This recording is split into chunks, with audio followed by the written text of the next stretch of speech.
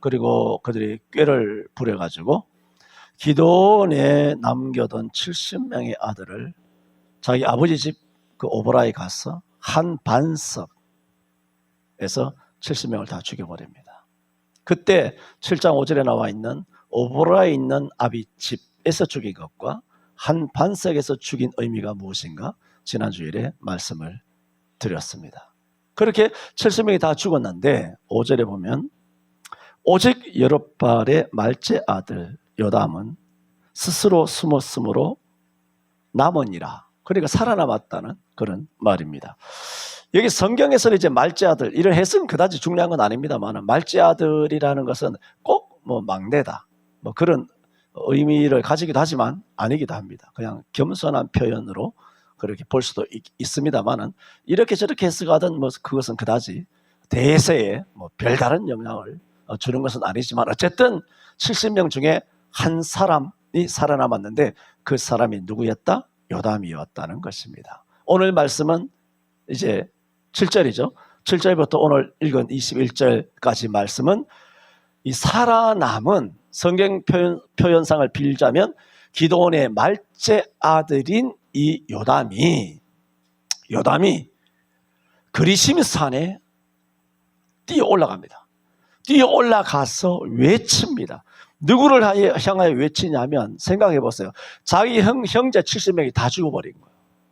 그것도 혈육상잔에 의해서 이복 형제인 아비멜렉에 의해서 죽었으니 이건 참 어디 가서 뭐 말할 수도 없는 그런 비통함과 억울함이 있는 것입니다.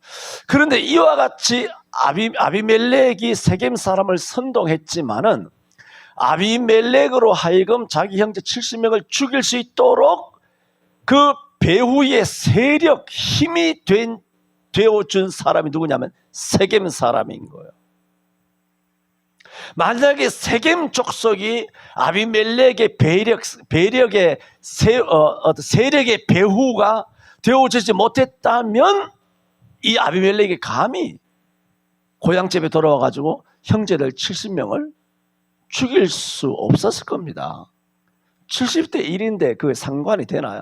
그런데 세겜 사람들이 우리가 돌아본 것처럼 4절에 세겜 사람들이 바알브릿 묘에서 은 70개를 꺼내가지고 세겜 사람들이 아비멜렉에 준 거예요. 말하자면 군자금을 준 거죠. 군사를 용병을 모집하는 그런 돈을 준 것입니다. 뭐 이야기하자면 또 뭐 우크라이나 또 뭐 러시아 안에 뭐 바그만가 바그나인가 뭐가 바그너 그 양반 뭐 그런 뭐 스토리 되지 그런 얘기 다 할 수 없어요. 그런 뭐 그런 것들도 있고 뭐 우크라이나 뭐 제렌스키가 뭐 그 인간은 다 용병해서 다 하는 거죠. 우크라이나 군대가 없어요. 그 얘기 하지 말고 넘어가고. 그래서 돈을 주고 돈을 누가 줬습니까? 세겜 사람들이 준 거예요. 그런 거대한 돈이 없으면 자기를 쫓을 만한 그런 경박한 흉포한 그런 잔당들을 끌어모아가지고 사가지고 자기를 뒤쫓게 할 수가 없단 말입니다. 이런 경박한 유를 그런 돈을 받았기 때문에 돈을 가지고 사가지고 몇 명인지 모르지만 그런 경박한 아주 폭력배들을 다 끌고 가서 어디 갔습니까? 오브라에 간 거예요. 그러니까 이런 선동은 아비멜렉에서 시작되었지만 그 강력한 범죄 세력을 형성하도록 만든 세력이 뭡니까? 세겜입니다. 자, 그래서 형제들이 다 죽었어요. 하나 남았어. 누구요? 요담이에요. 여러분이 생각해 보세요. 요담의 입장이라면 기가 막히지 않습니까? 뭐라고 어떻게 형언할 수 없어요. 그래서 오늘 7절에 보면 그리심산에 뛰어 올라가서 서에 섰어. 뭐 하겠습니까? 세겜 사람들에게 외치는 겁니다. 세겜 사람들에게 외치는 내용이 이제 21절까지 있는데 뭐 어떻게 외치냐면은 우화로 예를 들어 우화로 외칩니다. 우화라는 것은 동물이나 식물을 의인화해가지고 동물과 이솝 우화와 비슷하잖아. 그래서 이솝을 우화라 그러잖아. 동물과 식물 같은 것을 그렇게 인간화 해가지고 풍자적인 교훈을 던져주는 거. 그 이솝 우화가 다 그런 교훈이 있지 않습니까? 뭐 욕심 많은 뭐 개라든가 이렇게 고기 덩어리를 물고 다리를 건너가다가 밑을 치다 보니까 자기와 똑같이 물고 있는 개가 그 아래쪽에 물에 비치는 겁니다. 그러니까 화가 나가지고 왕 하다가 입을 벌려가지고 입에 있던 고기 덩어리까지 떨어뜨렸다라든가 뭐 또 말을 타고 가는 그 아들과 아버지가 있는데 노인네가 타고 가니 마을 사람들이 입을 대죠. 노인네가 나이살 들어가지고 애는 저렇게 걸어가고 그래서 애를 태웠더니 또 어느 마을에 가니까 저놈의 호로자식 어른을 공경하지 못한다고 막 그렇게 드립다 하고 하니까 어쩔 수 없이 둘이 타고 가다가 말이 너무 힘들어서 뒤져버렸다는 거 아니에요. 그러니까는 오늘날 이 여당에서 야당에서 뭐라고 막 씨부리고 후쿠시마가 어떻고 이러면 병신짓 하는 것에 대해서 나 정말 미치고 발딱 뛰고 막 미쳐버리겠어요 정말. 내가 돈만 많으면 이민 가고 싶어 진짜. 돈이 없잖아. 한 3억 내지 5억 좀 줘봐. 나 비행기 타고 날아가 버리게. 전 세계 여러분 230개국에 아직도 코로나라고 살아있는 나라가 대한민국밖에 없습니다. 이는 미친 짓이요. 정말 욕해버리고 싶다 진짜. 뭔 일이 미친 짓이에요? 아직도 코로나가 살아있어 진짜. 병원에도 마스크 쓰고 가고 요양원에도 어머니 만나러 마스크 쓰고 가고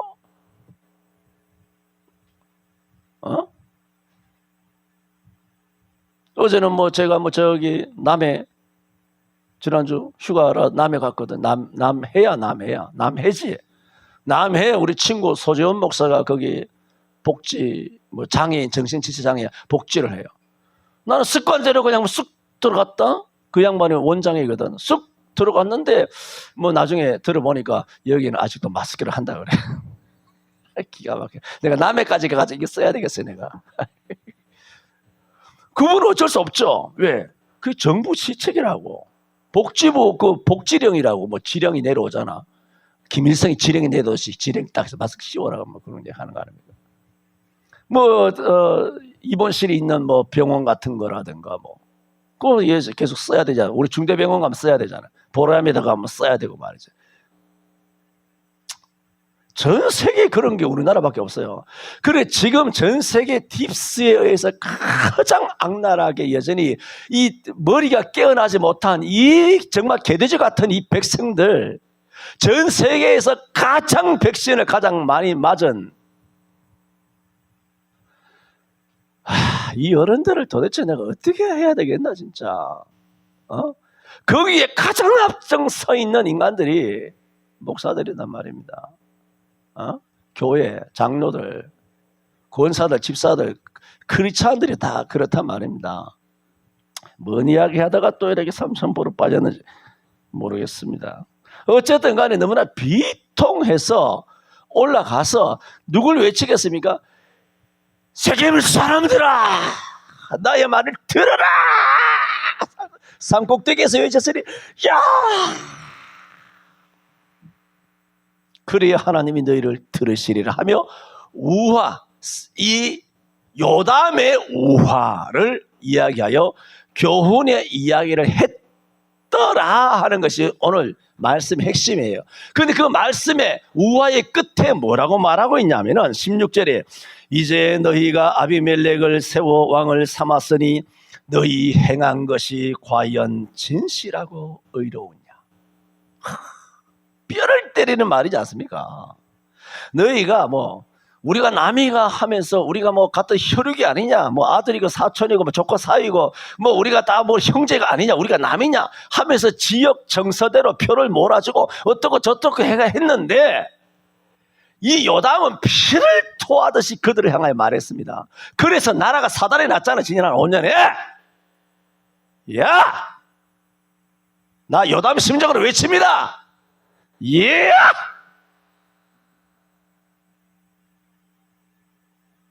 너희가 과연 진실하고 의로웠느냐? 빨갱이 새끼들에게 표를 준 것이. 그래도 또 준다. 내 손가락 끌고 약속할까? 그래도 또 준다. 안 돼요. 이 대가리가 안 깨져가지고. 이걸 어떻게 해야 되겠어 정말. 근데 지난주 휴가도 아니야. 가면서 마누라 그런 얘기해서 주님이 빨리 와서 이거 정리해 줬으면 좋겠다. 나는 정리할 힘도 없고 나는 미쳐 죽겠다 하고 오셔서 그 불러만 살라버렸으면 좋겠어. 부안하게처럼. 그러다가 주님 앞에 또 꾸지람 듣겠지.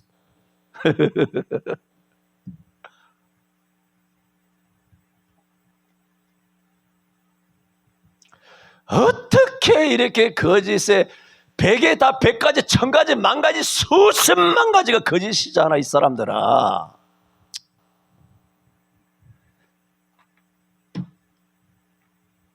도대체 어떻게 똥인지 된장인지도 모르냐.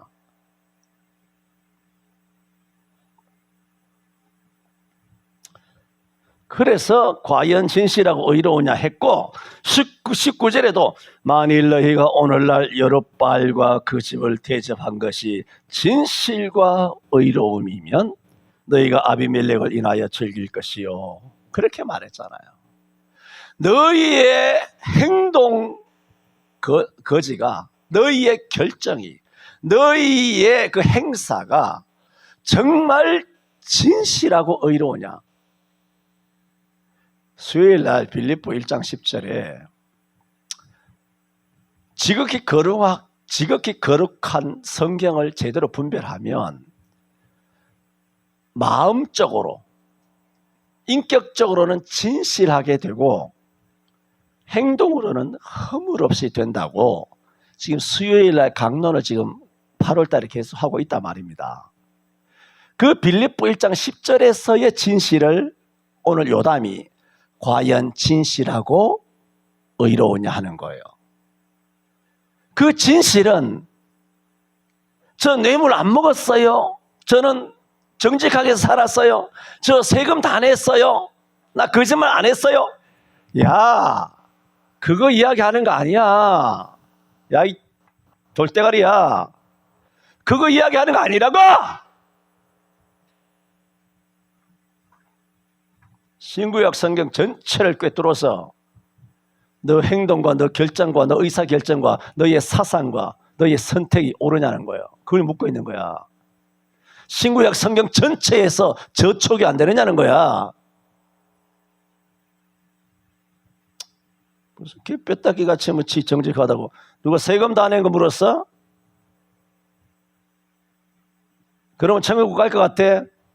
그게 천당 가는 거고 성경에서 말하는 정직이야 진실이야?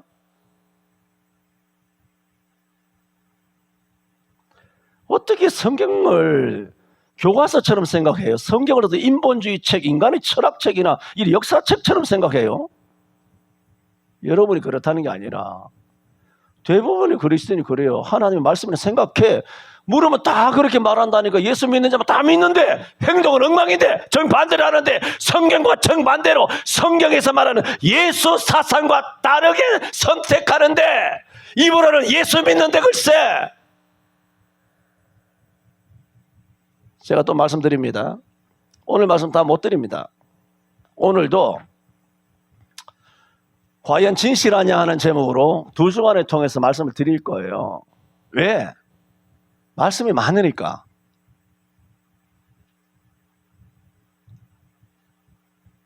그래서 오늘은 고함 지르는 것은 이 정도 하고, 왜? 오늘 제가 준비한 설교의 후반부에 고함 지르도록 되어 있어요. 그래서 내가 지금 질러서는 이게 너무 이거 안 되겠다. 내가 스스로 좀 절제하고 자제를 해야 되겠다. 다음 주에 시큰함 지르자. 그렇게 생각하고 넘어갑니다.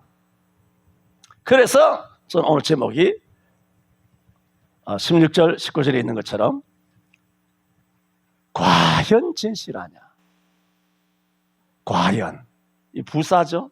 부사 맞지? 과연 진실하냐. 그냥 진실하냐고 묻는 게 아니에요.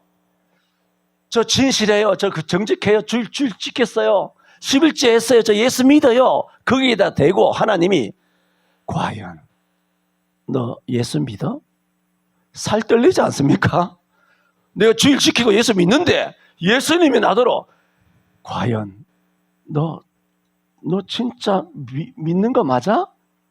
너 진짜 예수 믿어? 그러니까 베드로에게 너가 나를 사랑하느냐 3번이나 물었을 때 베드로는 얼마나 살 떨렸을까요? 정말 오금이 덜덜덜 떨렸을 거예요. 나 이러다가 나가래 되는 것이 아니냐. 완전 절벽으로 나가 떨어지는 거 아니냐. 주님은 왜 자기 전과가 있잖아. 3번 모른다고 부인했는데 주님이 다 아시잖아. 근데 그것도 3번 딱 물으니까 이게 뭐 살 떨리는 거죠. 주 예수님이 신문했다는 거 아닙니까? 베드로에게. 그 심판이잖아요. 그게 심판.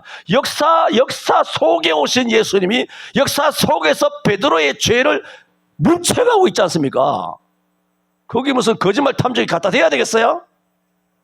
이거 뭐 완전 끝장나는 거 아닙니까?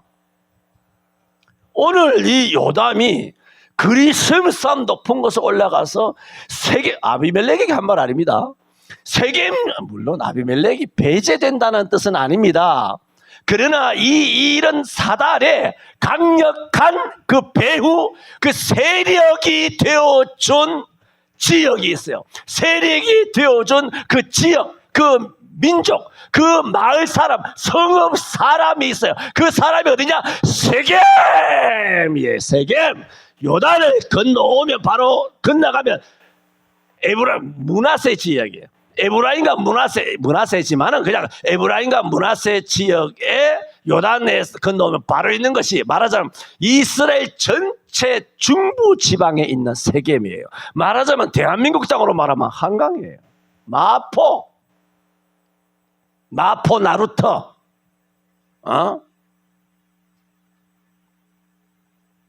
그래서 용산이죠. 용산 같은 데 있는 데가 뭐냐? 세겜 사람이란 말입니다. 이 세겜 사람들을 향하여 자기의 우화를 통하여 끝에는 너희가 과연 진실하냐 또 의로우냐 묻고 있는 겁니다. 첫 번째 드린 말씀입니다.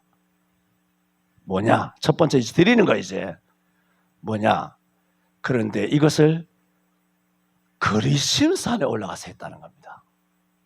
7절에 혹이 요담에게 그 일을 고하매 요담이 그리심산 꼭대기로 가서 서서 어떻게? 소리를 높이 외쳐 그들에게 이르되 세겜 사람들아 나를 들으라. 그리하여야 하나님이 너희를 들으시리라 했어요. 정말 피를 토하는 그 심정 여러분 느껴지십니까? 근데 7절에 그리심산에 올라가게 된 그 배경이 뭡니까? 혹이 요담에게 그 일을 고하매. 그게 뭐예요? 그 일을 들었다는 거죠. 뭘 들었습니까? 자기 형제 70명이 다 죽었다는 거예요. 그 얘기를 들은 거예요. 그리고 또 뭘 들었죠? 그 죽인 원흉인 자기의 이복 형제 아비멜렉이 형제들을 죽인 결과 왕이 됐다는 거예요. 어떻게 한두 사람도 말도 안 되지만 자기가 말하자면 왕 되려고 형제 70명을 죽였다는 얘기잖아요. 그 배후에 누가 또 있다는 겁니까? 세겜이 있다는 거잖아요. 이것을 혹이 요담에게 와서 고한 거야. 말하자면 요담은 그 소식을 들은 거예요. 듣고 나서 울분이 찼습니다. 울분이 차서 어디 갔다? 이제 아까 말씀드린 설명을 드리려고 하는 그리심산 꼭대기로 올라갔다. 그것이 무슨 의미냐 하는 겁니다. 설명 안 해도 알겠습니까? 고개 끄덕끄덕 그러지 마세요. 아이고. 어느 정도는 알겠지. 신명기 11장 29절에 보면은 이스라엘이 요단을 건너 가나안 땅을 차지하기 전 광야를 걷고 있었던 중이잖아요. 그때 여호와께서는 모세를 통하여 이렇게 말합니다. 너가 가서 얻을 땅으로 여호와께서 너를 인도하여 들이실 때에는, 말하자면 여호와께서 너를 약속의 땅인 가나안 땅으로 인도하여 들이시면 이렇게 말합니다. 광야 행로 중에 모세를 통하여 하나님께서 명령을 하신 것이 있어요. 그리심산에, 요단을 건너가면 그리심산에서 축복을 선포하고 에발산에서는 저주를 선포하라, 그렇게 했어요. 이게 BC 1410, 1500년 전이니까 1450년에 들어갔으니까 1410년 광야 행로의 거의 뭐 초입 부분이라고 봐야 돼요. 약 1410년경에, 아니 초입이 아니라 마지막 부분이에요. 1410년. 어쨌든 간에 1410년경인데 그렇게 연도는 정확하지 않을 수 있다 그랬습니다. 그런데 이렇게 선포된 신명기 11장 29절 그 시점에 당해, 그해 여호수아와 이스라엘이 요단을 건너가서 마침내 가나안 땅에 들어갑니다. 그래 하나님이 선포하신 그해, 그래 광야 40년 자락이라고 봐야 되죠. 광야를 다 마치는 자락에 그들은 이제 모압 평지에 있다가 말씀대로 가나안에 들어가서 그리심산에서는 축복을 하게 되고 세겜산에서는 저주를 하게 됩니다. 그것은 하나님이 시키신 말씀 그대로 행한 것입니다. 그것이 여호수아서에 이루어졌습니다. 그리고 또 좀 세월이 지났지만 이스라엘 사람들이기 때문에, 오늘 사사기 이스라엘 사람이잖아요. 이스라엘 사람들이기 때문에 그리심산이 뭘 의미하고 에발산이 뭘 의미하는지 누구보다 잘 알아요. 특히나 이 세겜 지역은 누구보다 더 잘 안다고, 세겜 사람들은. 왜 그러냐면은 세겜을 에워싸고 있는 것이 이 두 산이에요. 세겜 아래쪽에 그리심산이 있고요, 세겜 성읍 바로 위쪽에 에발산이 있어요. 말하자면 우리 서울에 남쪽에 관악산이 있고 북쪽에 북한산이 있는 거예요. 도봉산이 있는 거예요. 그거 뭐 말할 필요가 없죠. 그 안에 한양이라고 하는 도시가 있다 말입니다. 그러므로 한양에 있는 사람에게 관악산이나 도봉산이나 북한산은 뭐 이건 아무것도 아니죠. 다 누구나 익숙한 거예요. 왜? 그 산이 어디 없어집니까? 여전히 산이 있잖아요. 높은 산이. 그런데 자기들을 향하여 우화로서 저주를 하고 있거든요. 너희가 진실하고 의로우면 아비멜렉과 함께 복을 받지만 그렇지 않으면 저주를 받을 것이다. 아비멜렉이라고 하는 가시나무에서 불이 나와서 너희를 다 살라서 불로 너희들에게 심판이 있을 것이라고. 지금 아비멜렉 이 요담의 이 우화의 핵심은 축복을 받을 것이다 하는 것입니까? 저주를 받을 것이라고 말하고 있습니까? 저주를 받을 것이라고 말하고 있는데, 저주를 받을 것이라고 말하려면 어느 산에 올라가야 됩니까? 에발산에 올라가야 되거든요. 그러니까 여러분 앞부분은 알지만 지금부터는 모른다는 겁니다. 저주를 하려면 요담이 기드온이 하더니 이걸 분별을 못하겠어. 둘 중에 하나인데, 저주를 하려면 저주를 선포한 하나님의 말씀 아닙니까? 신명기 11장에 있는 것처럼. 그러므로 자기들 저주를 선포하고 싶으면은 저주의 산 에발산. 왜 에발산은 저주산이냐면 그 산은 매우 어떤 불모지예요. 에발산은 불모지이기 때문에 여호와 율법을 불순종하면 저주를 받는다라고 했을 때 에발산을 보면 유대인들이 고기가 끄덕여지는 거예요. 저런 불모지처럼, 저 산처럼 못생긴 산, 풀 한 폭이 없는 산, 저런 산, 정말 저주스럽다. 누가 저주 안 해도 저주 받겠네. 이 저주 느낌이 팍 드는 거예요. 그런데 그리심산은 그 경사지가 비옥합니다. 그래서 축복을 저주 안 해도 그리심산만 보면 그저 축복이 나오고 입이 귀에 걸리고 뭔가 일이 잘 될 것 같고 봐도 푸르고 하니까 누가 봐도 좋단 말입니다. 그런 세겜 성읍 앞뒤로 아래 위로 위도로 말하면 그리심산은 남쪽이고 에발산은 북쪽이에요. 그 안에는 세겜이라고는 성읍 하나밖에 없어요. 그런데 그러니까 저주는 세겜 사람들도 알고 요담도 알고 어디로 올라가야 되냐, 어디로 올라가야 소위 말해서 약발이 받겠습니까? 에발산에 올라가야 약발이 받지 않습니까? 그런데 뜬금없이 그리심산에 쫓아 올라간 거예요.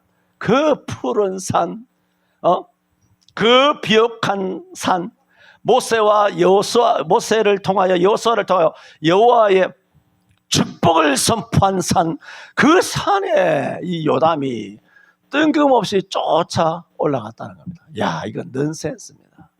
놀랍지 않습니까? 이게 뭐냐는 겁니다. 충격적입니다. 이 축복의 산에서 요담이 저주를 했습니다. 그 뭐냐면 이제는 세겜은 복받을 길이 없습니다.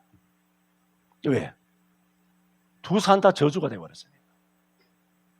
이제는 남쪽에 있는 그리심산을 통해서도 복을 못 받고 북쪽에 있는 에발산을 통해서는 산이 저주를 준다는 게 아니라 그 저주의 의미가 있지 않습니까? 그러므로 마지막 남은이 축복의 산을 저주를 해버렸으니까 이제 세겜 사람들은 어디로 올라가도 저주를 받는다는 거예요. 그러므로 이것을 그리심산에 올라간 요단의 심사, 그 마음의 비통함과 그 아픔이 뭐냐? 너희는 이래도 저래도 너희는 다 저주를 받을 것이다. 뭐처럼? 문재인과 빨갱이처럼 다 저주를 받으라. 오늘 여기가 그리심산입니다.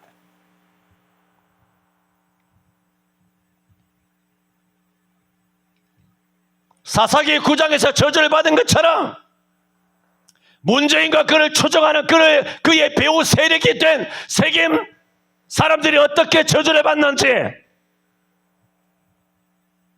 목사님은 지금 수년째 저렇게 외치시는데 공연부리시더라. 세월이 지나가도 뭐 별일 아니더라. 두고 봅시다. 세상 말로, 세상 사람들 하는 말로 내 손에 장을 찢습니다. 단언합니다. 어떻게 되나?